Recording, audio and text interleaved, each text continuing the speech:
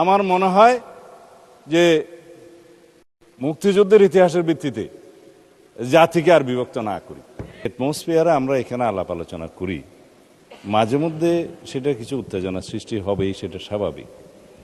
আমাদের মাননীয় সংসদ সদস্য অত্যন্ত বয়স্ক এবং ইতিহাসে সমৃদ্ধ, কিন্তু আমরা এখন ভূগোলে আছি। আমরা বেশি ইতিহাস চর্চা করতে গেলে মাঝে মধ্যে কিছু ব্যত্যয় হবে। মাননীয় স্পিকার, আপনি স্বাধীনতা যুদ্ধের একজন বটবৃক্ষ, তিনিও একজন মুক্তিযোদ্ধা। আমার মাঝে মধ্যে শুনতে ভালো লাগে যখন মাননীয় বিরোধী দলীয় নেতা বলেন যে তিনি শহীদ পরিবারের সন্তান। আমরা এটাকে ধারণ করি।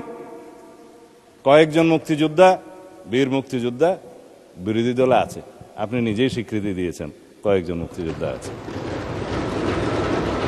আমরা এখানে যখন জাতীয় মুক্তিযোদ্ধা কাউন্সিলের বিলটা পাশ করি, আপনার নিশ্চয়ই স্মরণে আছে, বিরোধী দল কিন্তু ওয়াকআউট করে নাই, এখানেই ছিল।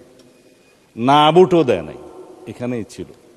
সম্মতি মৌনতা সম্মতির লক্ষণ হিসেবে আমরা ধরে নিয়েছি। তৎকালীন রাজনৈতিক দলের উল্লেখ করে কয়েকটি রাজনৈতিক দল, আবার উত্তেজনা হোক সেটা চায় না, নাম নেব না, তাদের মুক্তিযোদ্ধা এবং মুক্তিযুদ্ধ এই দুই ডেফিনিশনের মধ্যে অন্তর্ভুক্ত করা হয়েছে।